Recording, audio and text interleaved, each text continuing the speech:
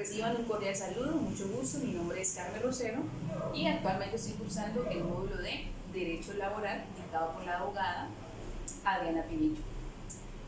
A continuación voy a explicarles la ley 789 del año 2002, por la cual se dictan medidas para ampliación del empleo y la protección social. ¿Listo? Entonces, pues comienzo diciendo que en nuestro estado colombiano existe una coyuntura muy grande en cuanto a materia laboral.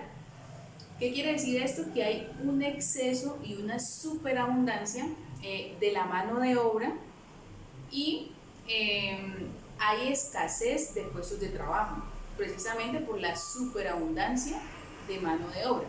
Entonces, ¿qué pasa?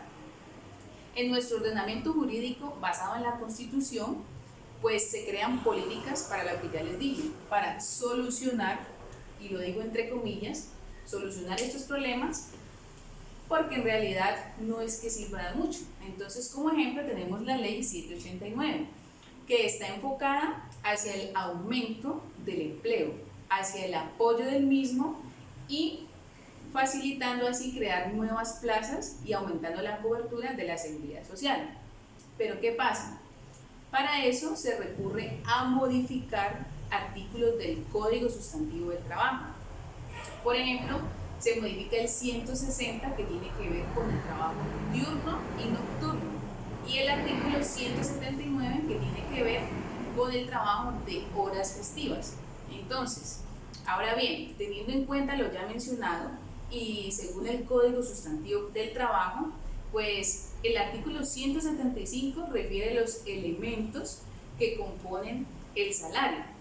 Vemos que un elemento es el recargo por trabajo, ya sea nocturno o ya sea tiempo extra o ya sean festivos. Entonces, ¿qué pasa? Pues la ley mencionada, esta, la 789, ordena disminuir el recargo cuando se trabaja en esas instancias.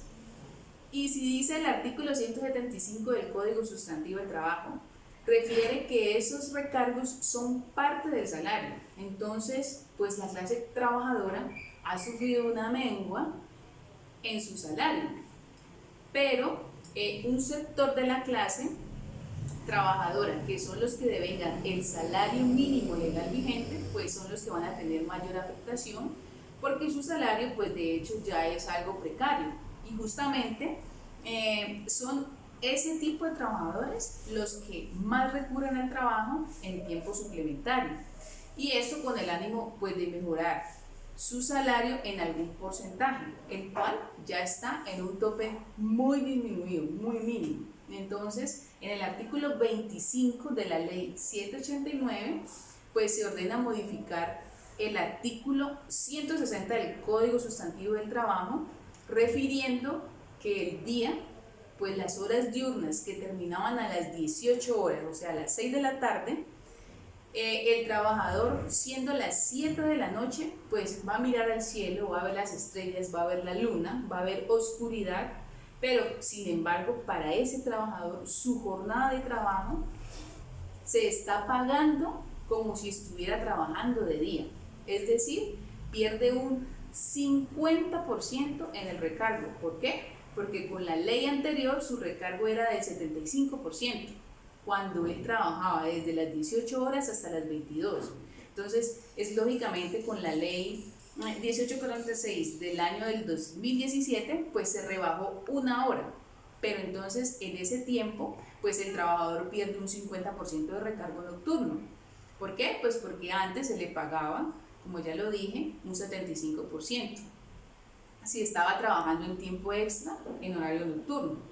Pero ahora, si uno está trabajando tiempo extra después de las 6 de la tarde, o sea, las 18 horas, esto solamente le va a recargar un 25%, que es lo correspondiente al recargo nocturno.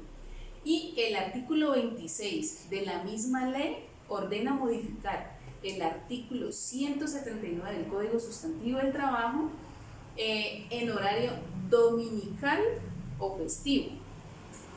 Es decir, que se debe recargar si es tiempo extra en un 100%. Esa era la ley anterior, buena para la clase trabajadora, mala para el empleador, pero ahora se volvieron los papeles. Entonces, ¿qué pasa? Con esta nueva ley,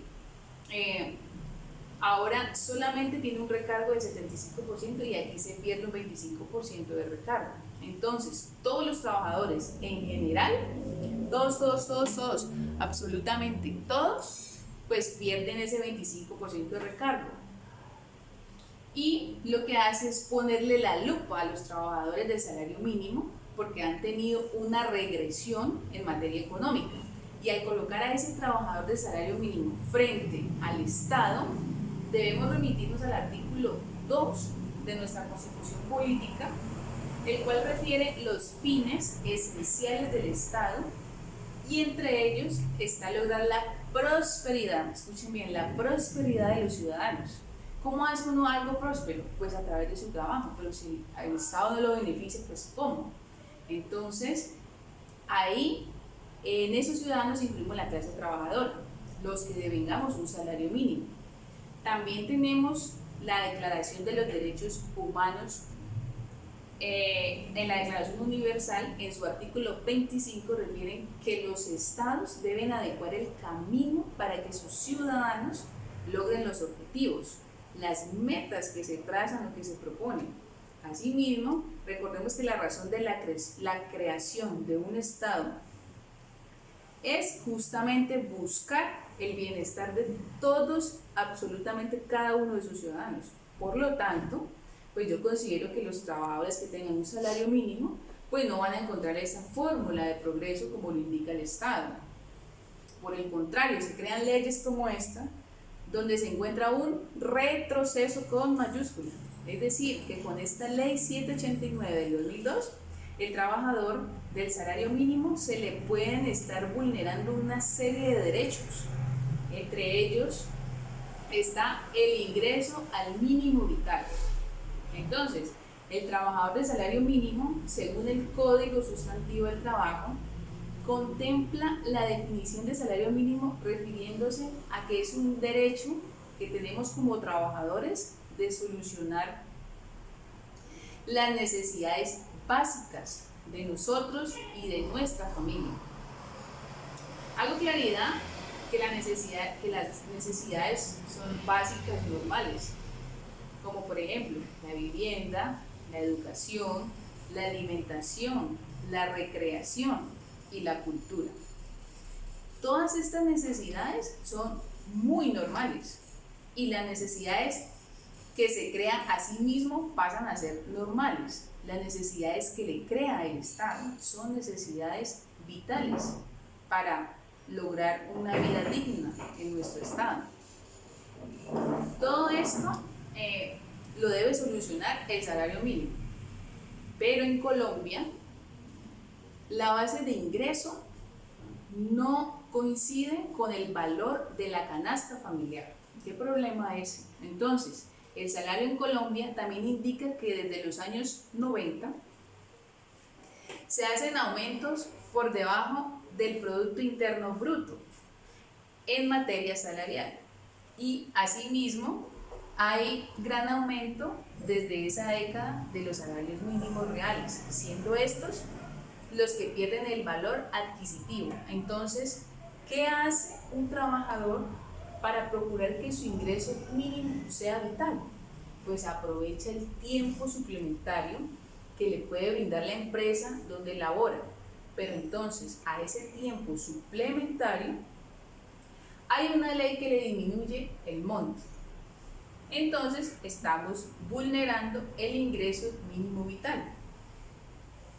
Ahora, el derecho al trabajo, el cual está contemplado dentro del artículo 25 de la Constitución Política de Colombia, siendo el contrato laboral la formalización, la manifestación del derecho al trabajo y siendo el salario uno de los elementos, sino el elemento más importante del contrato laboral, pues al agredir ese elemento se está vulnerando completamente el derecho al trabajo. Ahora, el derecho a la salud, que tendría que ver dentro de este apoyo también.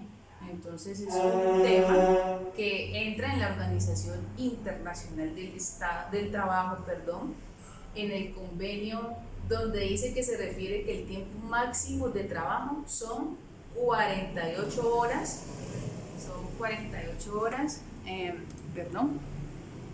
con el ánimo de cuidar la salud del trabajador.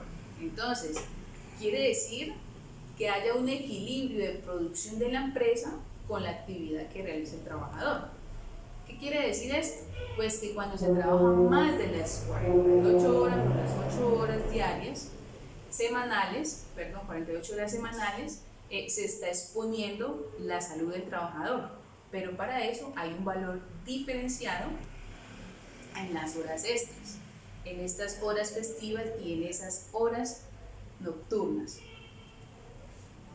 Ese valor diferenciado pues compensa un poco el desgaste que está haciendo el trabajador. Pero digamos una cosa, si ese valor diferenciado, una ley disminuye su porcentaje, pues se está atentando también contra el derecho a la salud.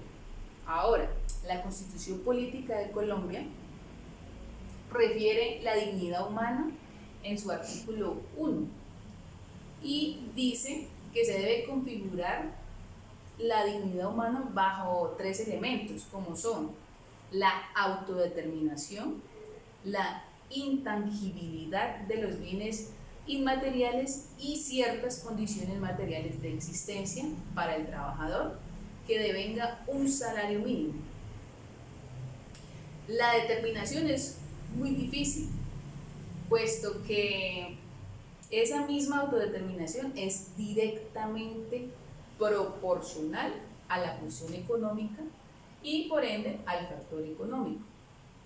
Entonces, el trabajador del salario mínimo pues tiene un salario de subsistencia, solamente le sirve para tratar de sobrevivir y su autodeterminación llega hasta ahí.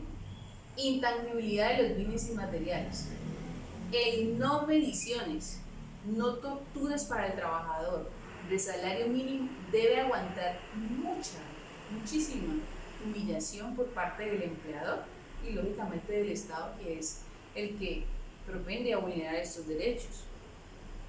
Entonces esa humillación a veces tiene que aguantársela para él poder conservar su puesto de trabajo. Y recordemos que lógicamente el trabajo es el que va a garantizar la subsistencia. Si él no quiere aguantar humillaciones, pues va a perder su trabajo. Lo mismo tiene para él, es una tortura poder mantener a su familia pues con ese salario precario, porque prácticamente vemos que en nuestra canasta familiar lo que uno gana a veces ni alcanza con lo que se vende en el mercado. Por eso vemos que muchos de los trabajadores del salario mínimo sufren de acoso laboral. ¿Por qué? Por luchar por sus derechos como trabajador. Entonces, ahora bien, ciertas condiciones materiales de existencia, esto pues el salario mínimo no lo garantiza, pero el trabajador cada que tiene la oportunidad de trabajar tiempo extra, festivo, nocturno, él busca la forma, la manera de que sí sea digno de su vida por medio del aumento en algún porcentaje de su salario. Y si esta ley pues disminuye ese porcentaje, está atentando contra la vida humana, la dignidad del trabajador. Desde ese orden de ideas hay una tensión muy fuerte que se genera entre los derechos adquiridos por los trabajadores y la dignidad humana. Entonces, la ley 789 del 2002, con el ánimo de apoyar el empleo e incrementar la protección social, vulneró algunos derechos de los trabajadores, en especial los trabajadores que devengan el salario mínimo legal vigente.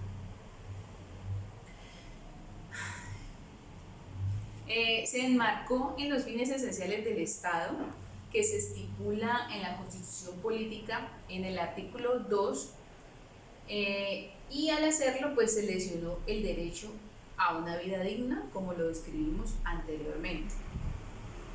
También en el artículo 5 de la Constitución Política de Colombia se basó en ese derecho que habla de los derechos inalienables de la persona y de la protección a la familia por medio del apoyo al empleo, pero lesionó el derecho al mínimo vital.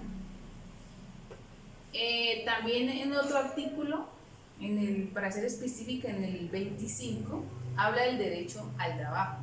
En eso también se basó dicha ley, pero lesionó el derecho a un trabajo en condiciones dignas. Mismo artículo también se basó en lo que dice el artículo 48, que requiere la obligatoriedad de la prestación de servicio de seguridad social, o sea, en cuanto a su ampliación, pero no tuvo en cuenta que se lesionaba el derecho a la salud, que está inscrito en el artículo 49 de nuestra Constitución. Asimismo, pues se vulneraron derechos ciertos e indiscutibles y derechos adquiridos por los trabajadores. Ahora, esta atención también tiene que ver con los derechos que ha adquirido el trabajador y que son ciertos e indiscutibles, porque el convenio 95 de la Organización Internacional del Trabajo, que ratificó que en Colombia se debe propender por la protección al salario, y el Pacto Internacional de los Derechos Económicos, Sociales y Culturales, en su artículo anteriormente mencionado, requiere la prohibición de hacer normas regresivas. Escuchen muy bien, prohibición de hacer normas regresivas.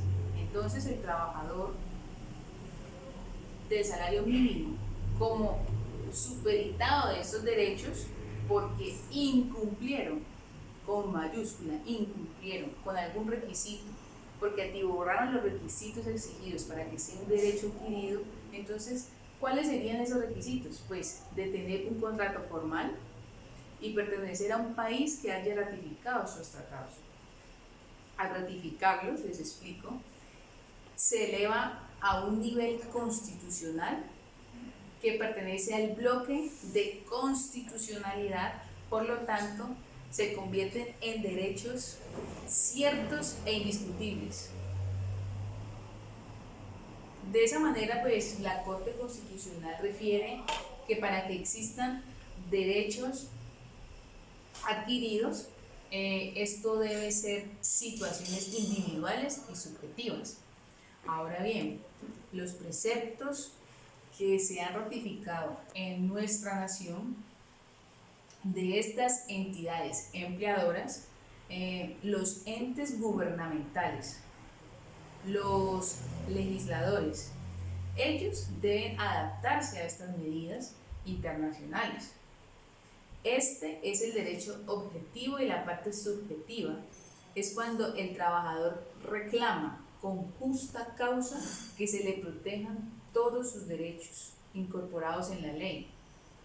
Entonces pasan a ser ciertos e indiscutibles, toda vez que son innegables. Por lo tanto, se descarta cualquier incertidumbre de la existencia de circunstancias que puedan desvirtuar estos derechos, y entonces tienen que ser completamente respetados por leyes posteriores, como esta, que nos la dejó el señor innombrable Uribe. Y se debe descartar la existencia también de desvirtuar estos derechos. Entonces tienen que ser respetados por leyes y no se pueden transar de ninguna manera, ni conciliar, y toda esa parte tiene un respaldo que es el principio de progresividad. Este principio lo han utilizado la mayoría de los pueblos en busca de su bienestar. ¿Para qué? Para el pueblo, para sus ciudadanos. porque es que los derechos sociales se consiguen siempre de forma progresiva, no regresiva. Esto es una ley regresiva, no es el producto de una generación espontánea. El hecho de que hayamos pasado de la esclavitud a que ahora tengamos una libre, un derecho a la libre personalidad, a la libre expresión, al libre trabajo, a todo. O sea, no se pasó facilito de la esclavitud a un estado de bienestar, a un estado social de derecho. Es el paso a paso de ir derrumbando obstáculos, de ir haciendo protestas de forma legítima, haciendo estudios, y por eso es que cualquier norma regresiva va en contra del principio de progresividad. Nunca, nunca, para terminar este video, nunca se puede renunciar a lo que ya se ha conseguido. Este tipo de leyes son las que, como ya lo dije, eliminan o vulneran el derecho a la ciudadanía. El gobierno ha sido un poco responsable en ese sentido y podemos ver que en la actualidad se vulneran lamentablemente los derechos. Precisamente es el Estado el protagonista de esto. Entonces lo que necesitamos es más compromiso, más respeto, más justicia social y propender siempre por nuestro bienestar. Es lo que les puedo decir. Muchísimas gracias.